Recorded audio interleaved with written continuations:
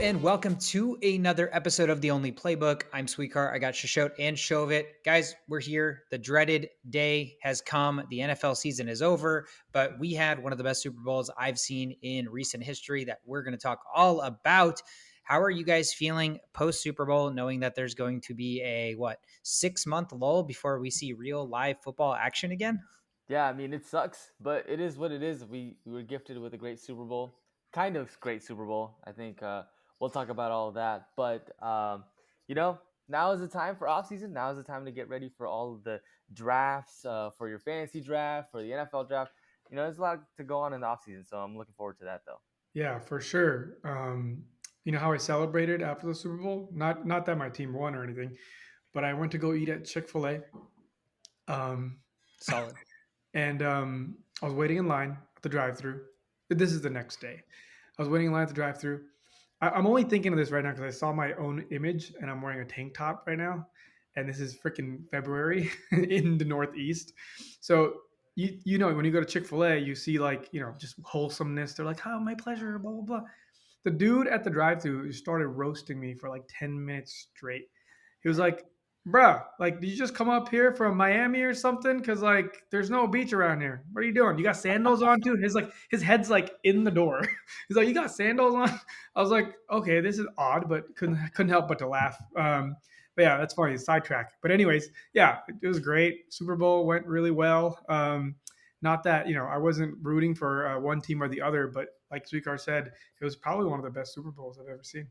Yeah, that's freaking hilarious. Yeah, that must just be different. Northeast Chick-fil-A's must just be more about roasting you than I've honestly never had an experience at Chick-fil-A that has been anything other than like my pleasure, have a great day. It's Right? almost like they're like robotic in a way, right? It's almost like Yeah. you say Yeah. these same four things and everybody says that. But that's kind of cool. That guy doesn't fit the mold. So, No. that's some new age new age Chick-fil-A that's catering more to the demographic that it resides in, I guess. But that's hilarious.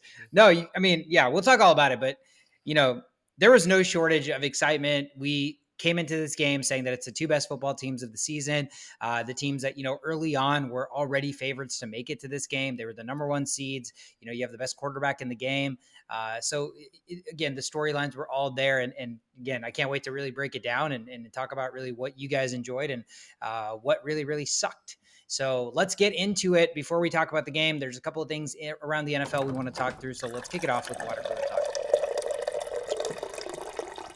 Because the Super Bowl is over, the teams around the league are poaching these coaches, right? I think they were just waiting for this game to end. Eagles basically lose both their offensive and defensive coordinator right after the Super Bowl. The Colts hire the Eagles offensive coordinator Shane Steichen as their new head coach.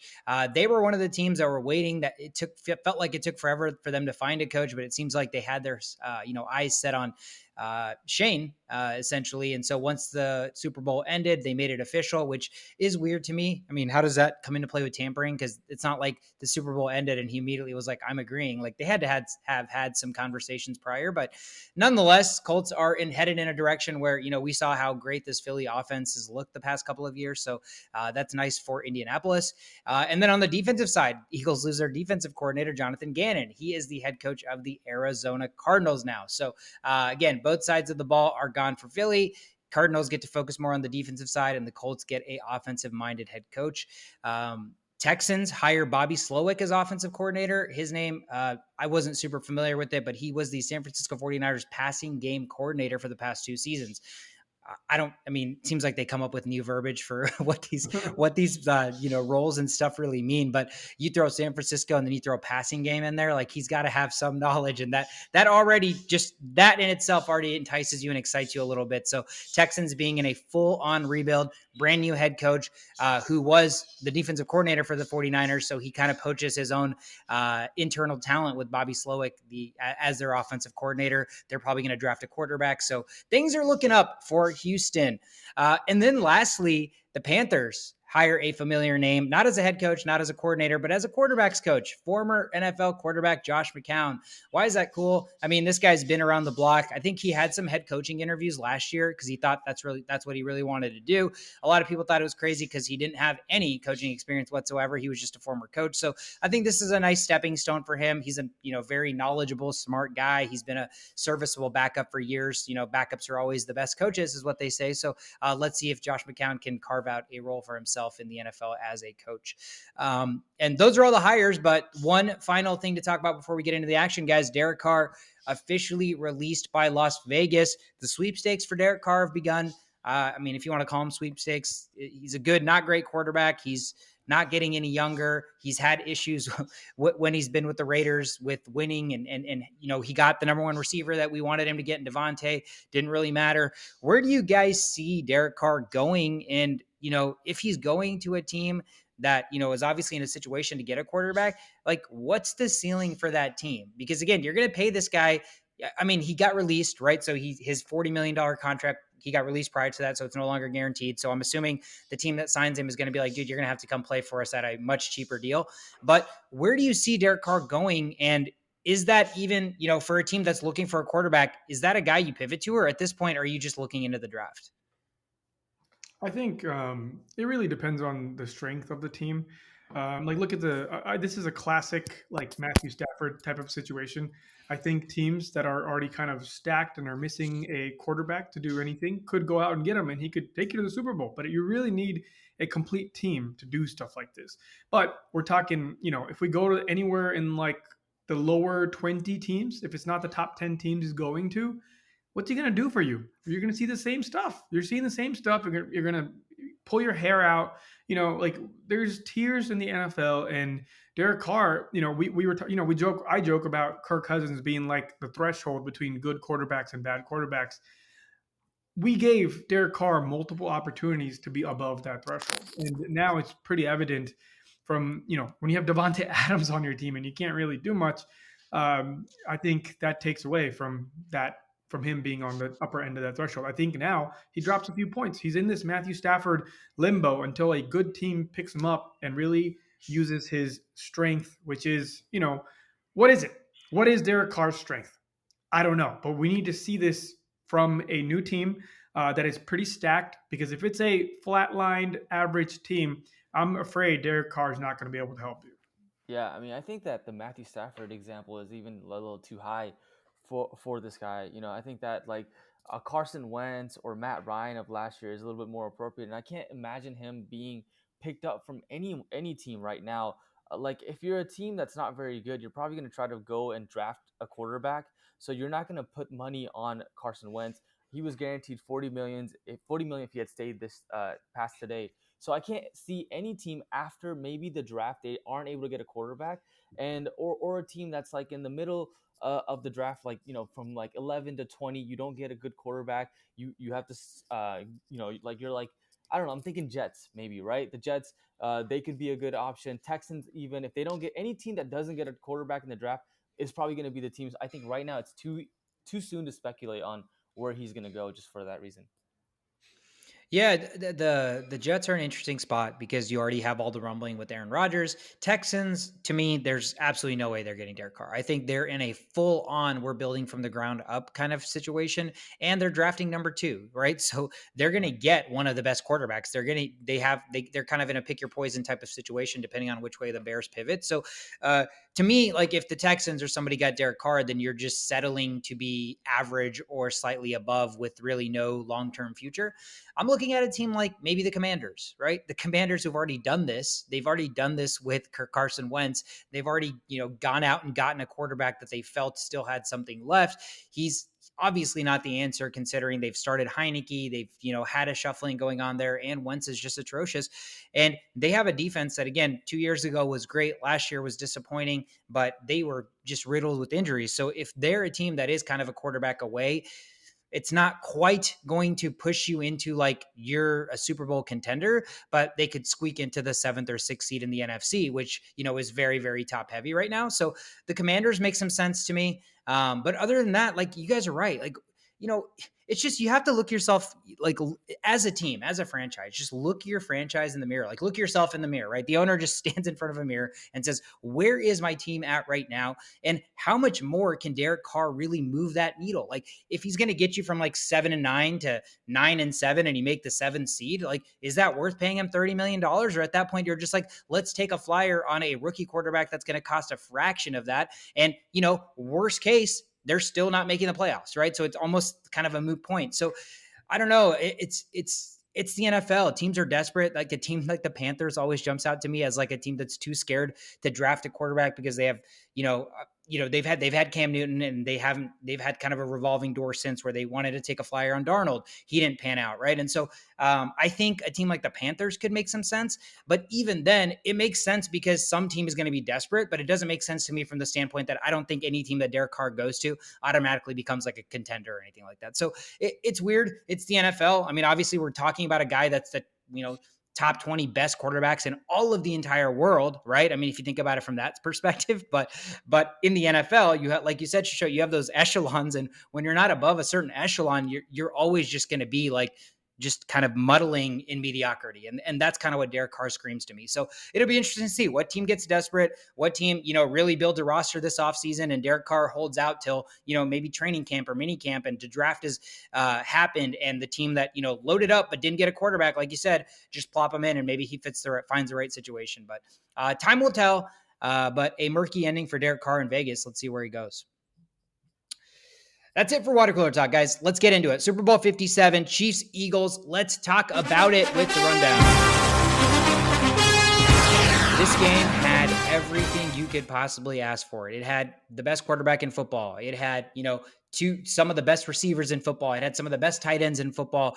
You had great cornerbacks. You have great offensive line play, defensive line play. Linebackers were insane, Nick Bolton. So, I mean, all levels of play were, top notch. My biggest takeaway before we kind of open the floor is this is the second year in a row, and it's Patrick Mahomes, so he's the anomaly. But man, we talk about defenses, right? I mean, as Vikings fans, we're like, God, give us some sort of a respectable defense. Give us a defense that at least can stop a team at least one time a game, right? So that we can at least give ourselves a chance. Well, you're looking at back-to-back years where basically the number one defense in all of football showed up in the championship game or the Super Bowl. And what happened when they showed up there? Absolutely nothing, right? Offense reigned supreme. The quarterback outplayed the defense. I mean, I don't know where you guys want to start, but this might be really, really dumbing things down. But when Mike McDaniel took on the head coaching job for the Dolphins, and when they interviewed him prior, they talked about, what do you do that makes this San Francisco offense so different, right? And remember, his answer was so simplistic, but it was just so perfect. He was like, "Do you see what every other team in the league does? Yeah.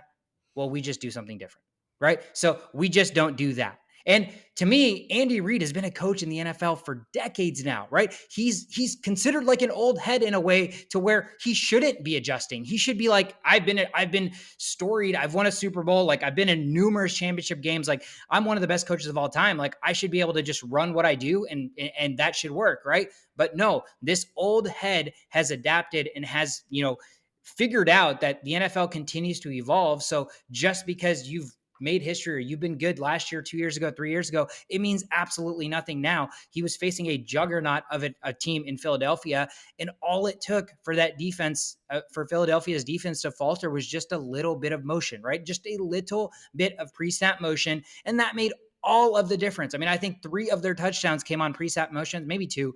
But there were quite a few plays where, again, running this same formation, but just having the guy move before the snap, just completely through this defense. And, you had guys like Darius Slay just completely lose his man, right? One of the best corners in the league. And his guy, he was nowhere to be seen, got completely crossed on basically Kadarius Toney running like halfway this way and then running back. So I think Andy Reid, major kudos, a guy that, again, continues to evolve, continues to adapt. He's one of the best play callers, one of the best coaches we've ever seen. But I was just so impressed with the fact that it wasn't like, hey, Mahomes, go out and win this for us. It wasn't like, hey, we're going to stick to our game plan. First half, they couldn't stop Philadelphia. And they struggled on offense a couple of times despite, the score being closer. Second half completely adjusted, completely adjusted. Defense stepped up and the offense ran a little bit more motion, and that was the difference. So I don't know what stuck out to you guys. Shishot, I'll kick it off with you. Talking about this Super Bowl holistically, what surprised you the most? What were you most excited to see, or I guess what maybe disappointed you the most? Nothing surprised me. This is exactly what both of these teams do, right? The defenses weren't bad. The offenses are just two of the most elite offenses in the league. So I don't blame the defense on any part of this. The quarterbacks are just so good.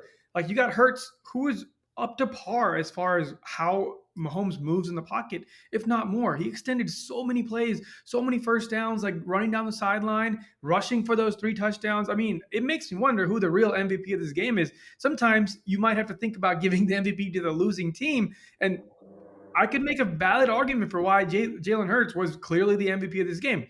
But what stuck out to me, there's a lot of reasons why you and I are alike in many ways, especially when it comes to football. And for me, it's 2 plays. It's the 2 motion plays. It's as simple as that.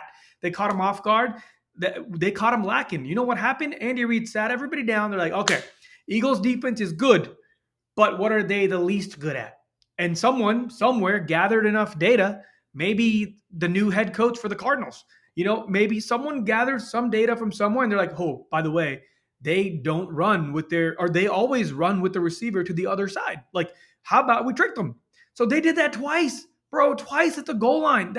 That's how you win. You adapt. It just reminds me of playing video games like Madden, and you're like, defense really falling for this. Let's do something else. Like, it's that simple. We always preach. Everybody's always preaching, like, yeah, do what you're good at.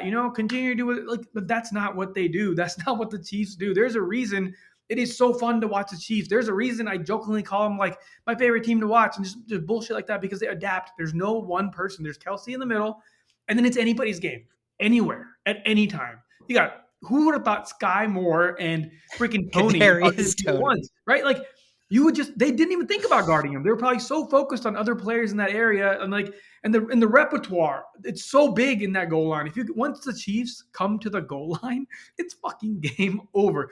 I was watching the game with Rena and some other people, and she's like, how come every time the red team gets that close to the touchdown, they always score? Don't the Eagles have a good defense? I was like, dang, where do I begin? The Eagles have such a good defense, but there's a reason the red team, if you watch the past few Super Bowls, always make it to this Super Bowl and always do well in the Super Bowl. And that's because of this crazy creativity they got going on. And they know no matter what the situation is, no matter who they face, they will always come up with a counterattack. And I don't know how this is going to be stopped as long as Andy Reid is the coach in Kansas City. Yeah, I mean, for me that was a great game. And the way I think about this game is like it was kind of like a Game of Thrones series, right? Like, the first 6 seasons amazing, and then the last season you're like, oh man, really? Like, that's how it ends? Like, we have this amazing game, and then we have this terrible holding call. Well, I don't know about terrible. I mean, you can speculate on that, but that's how you ended the game. And so that's what was the most disappointing part about this game. But in all, I mean, too offensive. Jalen Hurts. It's unfortunate that he had that fumble. I think that was a defining reason why the Chiefs were able to, be able to stay in the game.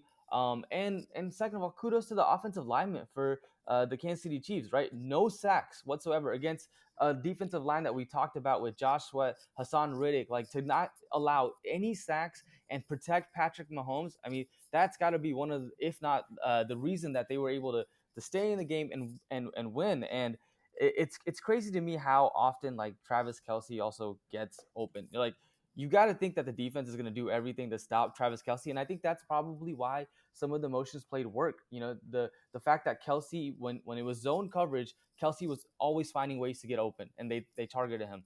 And when you get to the red zone, Kelsey's that number one guy that they're going to target. So then they have like this kind of a decoy with him, and then they target some of the other receivers, like we saw. So I thought, all in all, it was amazing to watch, and it's unfortunate that we had to end the way we did, but you got it was 3.5 quarters almost of great football. So that's what was a great thing to watch. Yeah, it was one of those things where I'm not going to say it wasn't a holding penalty because he did hold him, right? But what I will say is that kind of hold had been going on the entire game and it just was not called. So, we knew early on that the lack of the flags was like, okay, this is awesome. The refs are kind of letting them play. This is a Super Bowl. Let's not let the refs dictate the outcome of this game. And they really weren't. There was a lot of, hand checking and all this stuff and hand fighting with the receivers and the cornerbacks, and they were letting all of that go. So if you're going to call a game a certain way for 58 minutes, like you should probably call it the same way in the most important last 2 minutes as well. So I think that's my only gripe with it. It it was a hold. It was definitely a hold. I think you can make a case that it was a hold. But I also think again, in that magnitude of a situation, probably not likely to be called. And like you said, showed that the hold was on like the very first initial fake in and out, but the rest of the play, which is where they kept showing the replay of him like having his arm on his hip when he started going forward, it was basically like you were setting your hand on something and then immediately taking it off, right? There was no jersey grab, there was no like grip on the side of his hip or anything. So it was unfortunate. And again, for viewers, it was the worst way to end one of the best Super Bowls we've ever seen. So I think nobody wants to see Super Bowl where the winning team just gets to kneel it out and kick the field goal, right? You always want to see it where, one team has the ball, gets a chance to drive down and tie it or win it, etc. So I think the anticlimacticness of it is what is really disappointing just as a viewer. But other than that, it was a great game. It was an absolutely great game. I'm very, very impressed with the Chiefs. I still sit here and say the Eagles were the better football team. I just think the Chiefs came out and had a game plan and then made an adjustment to that game plan, and the Eagles absolutely did not. They did not adjust. And so couple of like kind of crazy but cool stats I came across on Twitter like after the Super Bowl ended. So Field Yates put out a tweet. Chiefs offense in the second half, 4 total drives, touchdown, touchdown, touchdown, game-winning field goal. Patrick Mahomes in the second half, 13 of 14, 2 passing touchdowns. The Chiefs had 0 total penalties. They allowed 0 sacks. They had 0 negative run plays against arguably the best defensive line in the NFL, right? I mean, that is offense execution at its finest. And we talk about Patrick Mahomes, 13 of 14, 2 passing touchdowns. His after halftime second half, completion, touchdown. His only incomplete was he threw the football away. He threw the football away. That was his one incompletion the entire second half. And here's the craziest stat that I found. I think there was one more. Hold on. Yeah. So the motion thing, right? The Chiefs ran motion on 77.8% of their plays on Super Bowl Sunday, which is up from their season average of 64.5. So it's not like they didn't run motion, but they just ran even more motion because they saw how early on the Eagles struggled to cover it. So think about that, uptaking your motion by 13% in the biggest game of all, rather than being like, okay, we're at the Super Bowl. This is what got us here. Like, we're going to continue to do that. This is the craziest stat for me. Tage, who is a guest on our podcast, shout out Tage. He tweeted this. There were a total of 230 yards to gain for Kansas City in the entirety of the second half, right? Based on where they got the football to score a touchdown, all of the drives, there were a total of 231 yards to attain. They gained 221 of them. And the only reason it was 221 was the last drive was set up to kick the winning field goal. Otherwise, they could have probably scored that too. I mean, like, that is insanity. That is just absolutely insanity. I mean, kudos to Reed, kudos to the entire offense, kudos to, Mahomes doesn't need kudos. The dude's already unbelievable. Kudos to Pacheco, ran the football really, really well, just enough, just explosive enough, just kept them honest enough with the run. And it just felt like they were willing to run the football, which is different from the Chiefs and, which is different from like a team like the Buffalo Bills, right? Similar in nature where, the quarterback can do everything. He can basically carry the game, but it seems like Buffalo would only run the football when they felt like they needed to. But this game, to me, felt like the Chiefs tried to run the football more effectively. They tried to do that because the Eagles' drives were so long, consumed so much time that Kansas City needed to have Philly's defense stay on the field a little bit longer because reverse effect, it wasn't going to work out well for Kansas City's defense. They were just getting fucking beat up with 7-8 minute drives, and it wasn't going to work well for Kansas City's offense either. So for them, running the football was the best way to keep the football out of the hands of Jalen Hurts and that offense, and that's kind of what they did in the second half. Pacheco exploded, and shout out to Juju, right? Funny enough, we talked about the whole Valentine's Day thing that he put out today, but he came up. He came up big when he needed to. Obviously, Kelsey's there, but Juju was the second receiver for Mahomes in that game. Big catches, third down catches, things like that. So sure-handed, good stuff. I'm happy for him. And like you said, showed who would have thought. I spent all year waiting for Sky Moore to break out. We talked all year about Kadarius Toney and the 6 minutes that he was on the field and how electric he looked and what the future could have been for him.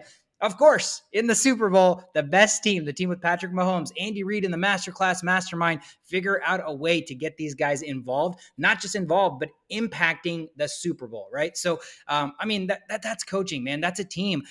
They could have easily been like, hey, Andy Reid could have easily been like, Sky Moore, you've basically contributed zero to our team the entire year. Like, there's no reason for me to put you out there in important plays. There's no reason for us to run a design play for you in the red zone in the Super Bowl, right? But he said, fuck no, I still trust my guys, and he ran with it, and that was the difference, man. I'm just so impressed by the Chiefs. I don't know. I can't say enough about how impressive the Chiefs were, and it's sad because it's not to take anything away from how well of a game the Eagles also played. Yeah, and I just want to address the Eagles slander that we kind of experienced throughout the beginning of this, middle of the season to postseason, saying that the Eagles are phonies and they don't have what it takes to win a Super Bowl. I think that the Eagles displayed their dominance throughout the game. I thought we saw Jalen Hurts being able to throw dimes on accurate throws to Devontae Smith, to AJ Brown, utilizing Dallas Goedert. So we saw all of what we need to see to say that the Eagles were a dominant team in this game. Unfortunately, they didn't lose the sack. They lost the turnover battles. They didn't get any sacks on defense like they should have to help them win the game. But that's not to take away from anything that the Eagles were all of this year and including playoffs as well. Yeah, I 100% agree. Sometimes the better team doesn't win.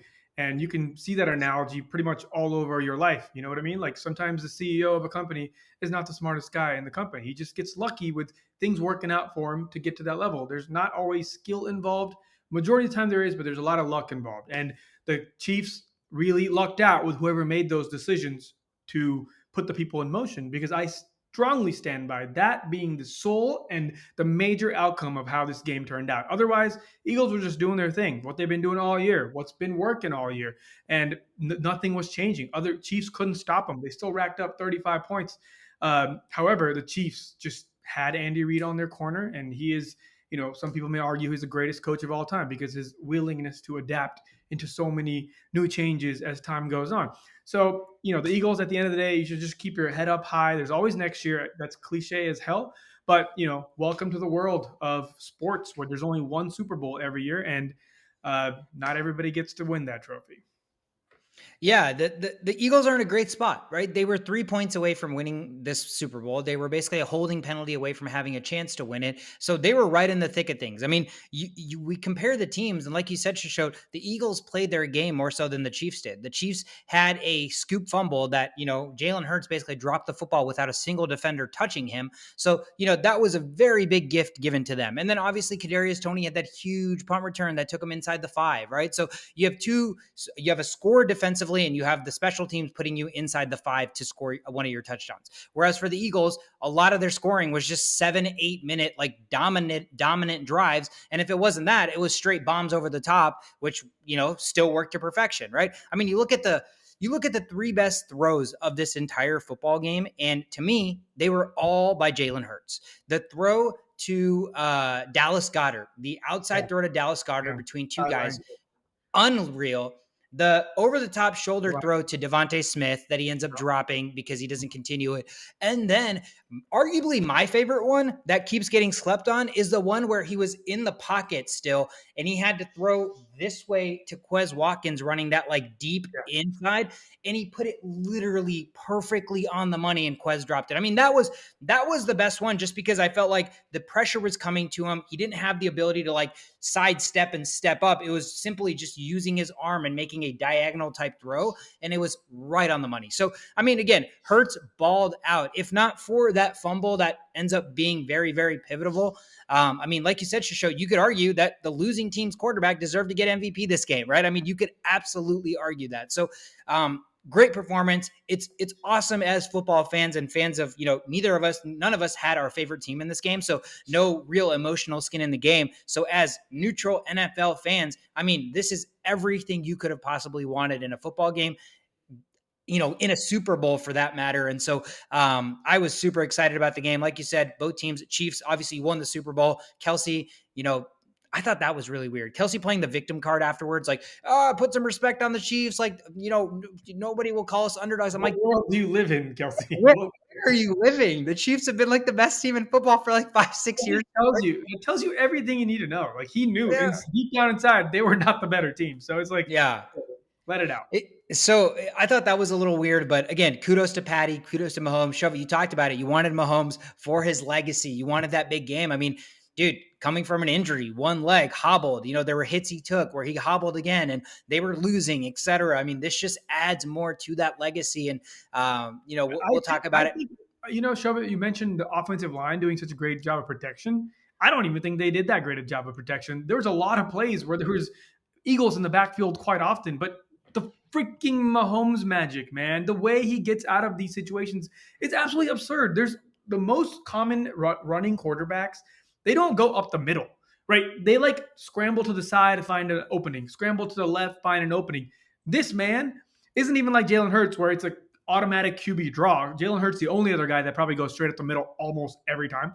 But Patrick Mahomes is still looking to throw. He's looking to throw until the last inch of that ball passes the line of scrimmage. It's crazy. It's like everything you ever want in a quarterback. You want him to stay in the pocket, find as many openings as you want, but he's inching closer and closer to make that pass. And that's the difference. That is the ultimate difference between him and anybody else in the league that has ever existed. He is now the prototype. You need to find other people like this that can do that exact same thing, because everything else Mahomes does, a lot of people can do as well. That right there, where he just, with one ankle, finding space, running, last minute throws, nobody can do that. Nobody can do that. And I think it's solidified now. It's there. It's there. I mean, Brady, give him an interview. Let's see what he thinks about Patrick Mahomes. This guy's crazy. This is. Stay tuned. Fox 2024. Brady might be commentating some Mahomes games. It'll be interesting to see if he's the kind of guy that's like, passively aggressively talking about his own career still, or if it's one of those situations where he's like, man, this guy's pretty impressive. So no, that's a great point. And, call it premature. I honestly, quite frankly, don't care, but we've seen the talent. I mean, we lived through probably the greatest quarterback era that's ever existed in all of football. Like, I think there is a legitimate case to be made that the 25 to 30 years that we've watched football is the greatest quarterback era that's ever existed, right? I mean, you talk about, obviously you have Brady, you had Manning, Rodgers, I mean, all these guys. And then now you're already having a next wave that are on par, that we're already having conversations, could arguably be the GOAT. I mean, it's an incredible time to be alive and watch football, especially for, quarterback play. So, with all the quarterback play we've seen, I'm telling you, there is not a guy that is as talented as Patrick Mahomes that's able to execute the way Patrick Mahomes does in all of my time watching football. I can't speak to 30 years before that, or, before that, because I wasn't alive, but in all my years watching, there has not been a more talented quarterback. And that's the craziest thing she showed, is like the minute you were talking about how he just makes these throws with literally no time to spare, or like he's running and his like nail is the only thing behind the line of scrimmage and he'll make a quick flip pass, right? I mean, the situational awareness, he could be turned this way and he'll throw a lefty, right? He can be this way and he'll underhand it. He can shovel it this way. I mean, there is no shortage of things this guy can do, right? There just isn't. You think you have him bottled up, you don't, right? Like, you think you have his right arm tucked down, puts it in his left and shovels it. Like, there's just nothing. What's next? Like, I don't know. He's going to kick the What football does to his somebody else receiver have to do? pretty soon. Like, I don't fucking know, man. Like, what does the next quarterback have to do to be better than this? What? I don't know. I just, how can you get better than, I just don't even know. I think this is the pinnacle, the absolute peak, the apex, all of the synonyms in SAT vocabulary to mean the absolute top of level of quarterback play. Yeah. Like, I mean, it's unbelievable. I mean, again, I can sit here and gush over, like, I'm getting giddy. Like, this to me is like how I feel when I think about, as a 15, 16-year-old, like going on a date for the first time. I'm like sitting here blushing and giddy thinking about this football game, thinking about this quarterback. Like, I'm like, dude, this is just like, it's incredible. It's just, I can't even put proper words together to describe how incredible it is. Okay. So with that being said, amazing game. Let's hand out some damn awards. I know it's one game, Shovit. We can find 6 people to talk about, okay? So let me kick us off in the awards section. My first award is You Are the Weakest Link. Goodbye. Yeah, we started off negative. It is. Is it No. the defense for the Defensive Eagles? coordinator leaving the team? It's a good guess. Good guess. No. My weakest link award goes to Miles Sanders, running back for the Philadelphia Eagles. This Yeah, man, totally. here's the thing, right? We've known Miles Sanders is a good, not great running back. He's not like a top echelon, talented running back. He's a great running back in a run first scheme with an amazing offensive line, and he gets to thrive. Why do we know that? Because you could put the second string and the third string in that same offense, and they do the same thing. They actually play better. So you look at Kenneth Gainwell. This guy's been on the roster for a couple of years now. So as fantasy players, we've been waiting and wondering when the Kenneth Gainwell show is going to begin because he can catch the ball, right? And for fantasy players, that's imperative for a running back. That's like the best thing you could possibly have. And we've seen that. We've seen his ability to do so. He's still under contract for 2 more years. Well, you have Miles Sanders, who's going to be a free agent. You have Boston Scott, who's also going to be a free agent. I'd argue that Miles Sanders is going to demand a little bit more money just based on production. And so with that being said, Philadelphia can look at Miles Sanders and be like, hey, we already have Gainwell. So at this point, you're our weakest link. We don't need to pay a running back position when we already have one. We can actually use one of our two first round picks after making the Super Bowl to draft a running back if we really wanted to. So I think at this point, Miles Sanders' era in Philadelphia is officially over. So to me, he was the weakest link. I think the team should have still been able to successfully run the football had they had an above average running back or a running back that, is better than Miles Sanders. And I think quite frankly, because he is just a, average running back at best, he was the weakest link. So he gets my weakest link award. Yes. There's no way Miles Sanders wearing that Eagles jersey next year. No. All right. My award goes out to the real MVP. And hint, it's not Jalen Hurts. It's Andy Reid. No. Damn it. It is the offensive line. It is Toradol injections. The award goes out to Toradol. Yeah. Without that, Patrick Mahomes could in no way do what he just did. It's a performance enhancement drug. There should be an asterisk somewhere if you really think about it. But guess what, man? It exists, and a lot of people benefited from it. And Patrick Mahomes got to do what he did because what I watched on that screen could not have been done without legit pain medication. So the real MVP here, Toradol. Dude, the 25-yard scramble in the second half where he was like outrunning half of the team, all of a sudden I'm like, okay, dude. Like, I mean, if you ever needed video evidence to millions and millions of people that this kind of stuff goes on in the NFL, look at Mahomes at the end of the first half where he's crying almost like in so much pain on the sidelines. And then you see him in the second half sprinting, running like a 4 or 5 and outrunning everybody on the Philly side. You just knew. Yeah, he had to be feeling good, but apparently it's a high ankle sprain that's gonna cause he's gonna be hurt for a while, and he's gonna have to do. Looks like what was it? Rice? Is it rice a thing? Like where you raise rice? He's gonna have to rice after every game, but yeah, they should have riced a long time ago. That's what is up with the rice fixing everything? What is in rice that fixes phones and legs? Ice. It's not actually rice. Wait, are you serious? Like putting rice in iPhones, you stick your foot in. Legit was like, what the hell is rice? What does rice have to do with his high ankle sprain? I didn't know it was an acronym for rest and ice or whatever. Yeah, well, that's whatever he has to do. I mean, it's like just rest and elevate until he gets healed.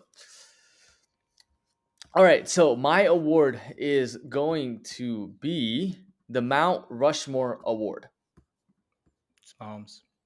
It's Patrick Mahomes' face. Or Andy Reid. It's actually, yes, it's Andy Reid, right? So Andy Reid before the Chiefs, right? So 9 playoff runs, 6 division titles, 5 NFC championship games, got to the Super Bowl, but he didn't win a Super Bowl, right? Now he gets into the Chiefs and 2 Super Bowls. And to be able to, we watched that game, the adjustments that he made, and to be a explosive, amazing defense in the Philadelphia Eagles, he's definitely on the map to be in the Mount Rushmore. If he wasn't already, I think he's definitely been elevated himself to have the opportunity to be one of the coaches in Mount Rushmore. Yeah, I mean, we've already been gushing over Andy Reid, right? And so, I mean, it's spot on. I mean, like you Yeah. said, I'm still just so amazed that there are people out there, because we live in a world where people get so comfortable when things are going right or things are going just okay, like things are not problematic, right? And so, if you're looking at Andy Reid, he should be assessing his situation as an offense and as a team and be like, everything's going great. We're in the AFC Championship game 5 years in a row. We already have a Super Bowl. We've been to another one. Like, we have the best quarterback of all time. I don't need to adjust shit.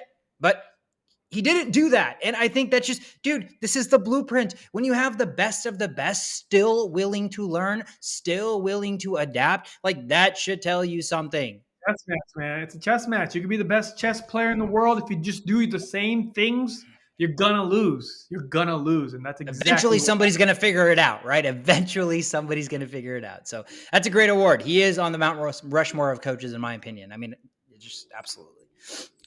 My brownie points goes to second-year linebacker Nicholas Bolton. This guy, Shishote, you probably know all about Mr. oh yeah, that's IDP. my And user. That's my user oh, when I use the Chiefs and Madden. I was talking to Chauvin about it. I think at some point we need to shift to an IDP league as well, so that we are more familiar with these defensive players and all For these sure. tacklers and stuff.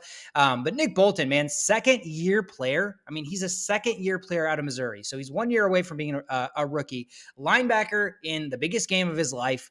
Let's I guess rewind a little bit. This season, Nick Bolton had 171 tackles, right? 171 tackles as a linebacker for the Chiefs. This game alone, he played all 74 snaps, right? So he was on the field every single time the defense was on the field. 7 solo tackles, 2 assists. He was the first defender to the ball carrier on 5 separate occasions. He was in coverage as well, didn't give up a single first down in coverage. And on top of that, obviously, he had that scoop score fumble from Jalen Hurts, 36 yards. So this guy was flying all over the field. Linebacker becomes a position that continues to be underappreciated, where you're looking at linebackers as not top 5 picks, not top 10 picks, stuff like that, right? And then you find a guy like this who has all of the tools and all of the makings to be a superstar, and you get to plop him, smack dab in the middle of this defense that needs help, that already has an offense on the other side that's gonna be great until Patrick Mahomes basically dies. And so, with that being said, this guy is going to be the leader of this defense for years to come. And he's played it and he's proved it in the biggest stage of them all, had that scoop and score, which again, the ball was dropped. But how many times, guys, have we watched football and seen a bunch of fat guys just have the inability to scoop up a football, right? Like, it's just like scoop, oh, lost it, scoop, lost it. They're like tumbling all over it and stuff. So there is some art to scooping the football effectively. So I'm going to give him his kudos on that touchdown. He had a heck of a game. He's had a heck of a season. And he's still only a second-year, 22-year-old. So, Nick Bolton, the future is bright for you, man.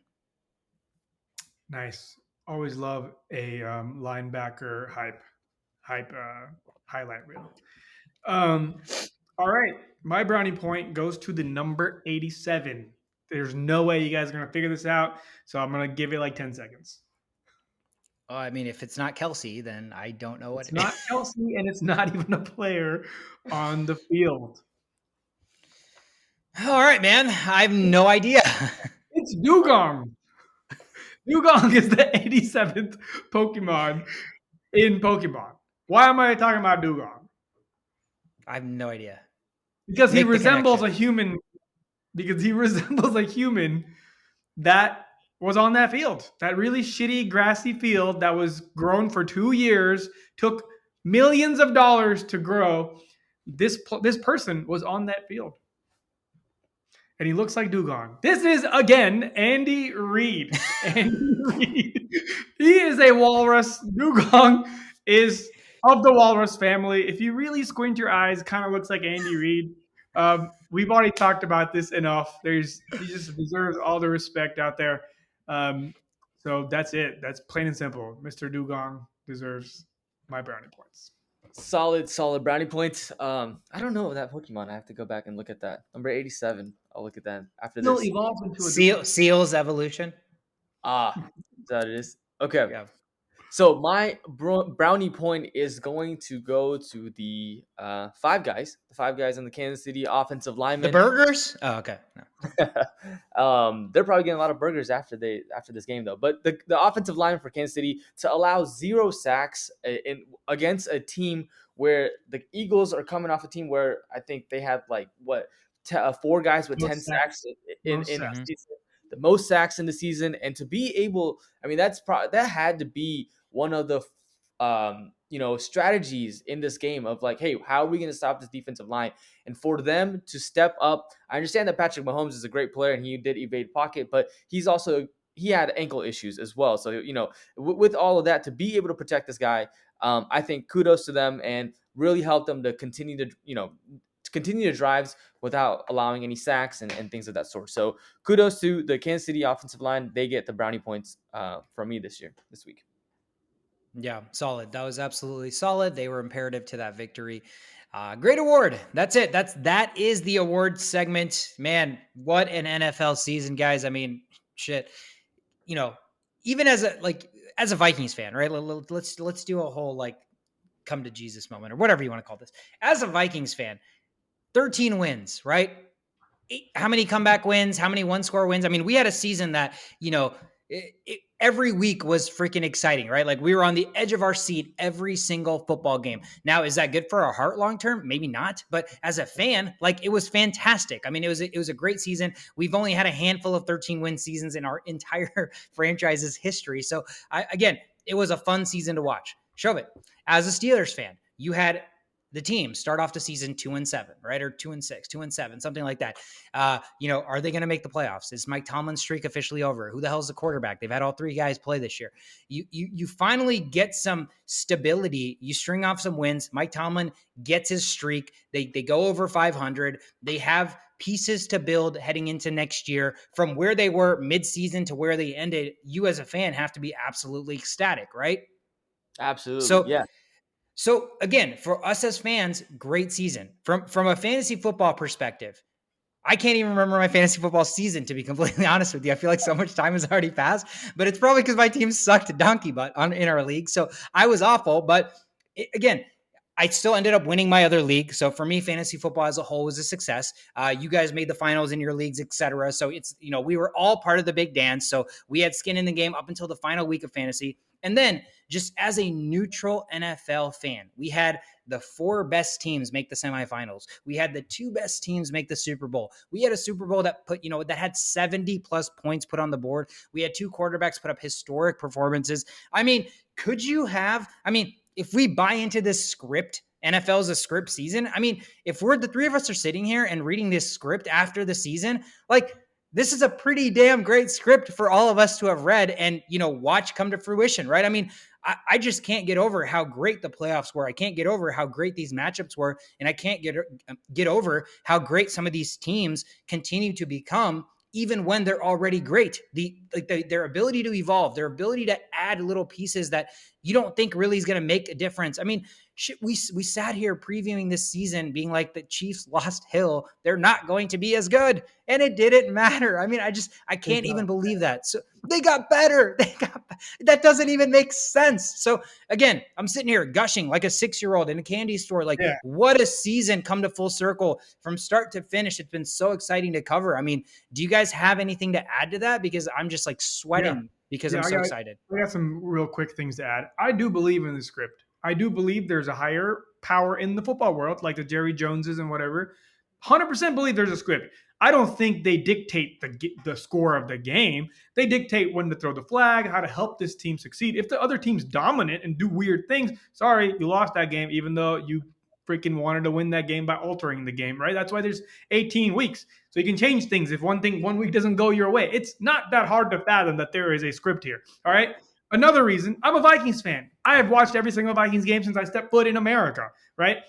And that's over 20 years ago, 24, however long many years ago. I've seen how good these teams are. I've seen the weirdest ways they lose. I don't think maybe some of the owners they don't pay enough. I think you just have to buy your way into a Super Bowl, whatever. It's a thing. It could very well Yeah, be a thing. And absolutely.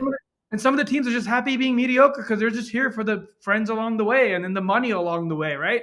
So at the end of the day, all said and done, it's another reason why I am who I am when I view these seasons. I consider this season a success because if the Vikings ever win a Super Bowl, this world's going to implode and I am going to go crazy. So I think it's a way that whatever's out there, the higher powers are like, all right, Zas, your life's pretty fucking great. Like, let's not fucking give you the Super Bowl too, all right? We're gonna keep you humble. We're gonna keep you humble, and you're just never gonna get a Super Bowl, and maybe until you get diagnosed with fucking cancer or something. I don't know. So I'm just saying. It's great. I love these seasons, however they come, whether we win or whether we lose. It keeps me humble. It keeps me excited for the next year. It can only get better every year because we lose every year. So there's a beauty to be had in sucking every single year. Yeah, I mean, with all that being said, after you guys said it, I didn't realize I would be sad, but I'm even sadder with the conclusions that you guys have given. Like, now I have to wait 6 months after this amazing season. Like, this is terrible now. But no, you're right. It was a great season, great for fantasy wise, us, getting into the finals and just being more, kind of watching football a little bit more and seeing where we're going to, and it's just so much more fun. And next year, IDP, I think that's where our move is. And so, Dude, yeah, that would be No, absolutely. Like, let's just continue to evolve. Let's just continue to expand. IDP is key. I mean, it's only going to help us understand the defensive side. I mean, like you said, the more you watch football, watching football for almost 30 years now, like I always just try to do something different when I watch recently. And it's something I noticed this year, right? Like I want to watch it from a different lens. Like when we had Brady on and he was talking to us about how, when he's watching or when somebody's watching, they're always watching the skill players, they're always watching the quarterback, but watch the offensive line, watch the push they get. That already in the first 2 seconds is going to tell you whether that play has a good chance of being successful or not. And man, I can't tell you the amount of times I spent watching, when I was watching the Eagles, especially, all I would do was watch Kelsey. All I would do is watch Jason Kelsey, right? I would watch him snap the ball and I would watch him basically pummel his man to where, as Vikings fans, our biggest pressure comes from like that interior, right? So we see defensive tackles just blow up our center and our guards. And then I get to watch Jason Kelsey just basically manhandle one of the best defensive tackles in all of football and Chris Jones. I mean, it's just such a treat. It's such a treat. And the intricacies of football, like you're never going to know it all, right? So you're constantly learning, and all we can do is just constantly be like Andy Reid. We're always learning, we're always evolving, and that's what's going to keep us, constantly fresh, constantly on our toes, and just appreciative of the game that much more. So it's been a fantastic year, but the good news is we don't go away. We are here all off season. Like you said, Shovit, the draft is 2 months away. The NFL draft, I'm going to sit for the next 2 months and just watch so much draft film. Like it's just going to drive me crazy. But that means that when draft season is around, we'll do a lot of mock drafts and we'll talk about players that are going to have impacts in fantasy football in 2023. So a lot more to come, but what a great season. So excited to be able to cover it. I'm Sweet Card. That is Shisho. That is Shovit. We are signing off at the conclusion of this 2023 football season. Hope you guys enjoyed a wonderful season, wonderful Super Bowl. We will be back next week to officially kick off the off season. Thank you guys so much. Take care.